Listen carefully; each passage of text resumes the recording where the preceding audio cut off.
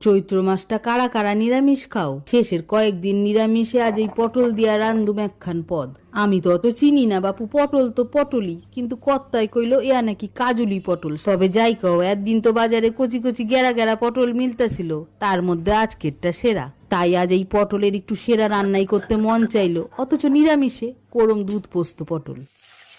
পটলের গায়ের খোসা ছাড়াইয়া ফর্সা কইরা লবণ হলুদ মাখায়া গরম তেলে ছাকা কইরা ভাইজা তুইলা নিছি। শিলে তো পোস্ত কাঁচা লঙ্কা বাটছি, শুকনা মরিচ কালো জিরা ফোড়নে বাটা মশলা দিয়া দিমু, স্বাদ মতো লবণ, কয়েক দানা চিনি, আজ আর হলুদ দেই নাই। পটল পোস্তই কষায়া দিমু এবার দুধ। পোস্ত তো বেশি কষাইতে নাই, দুধে খানিকক্ষণ ফুটাইয়া গা মাখা কইরা শেষে সর্ষের তেল দিয়া নামায় নেমু।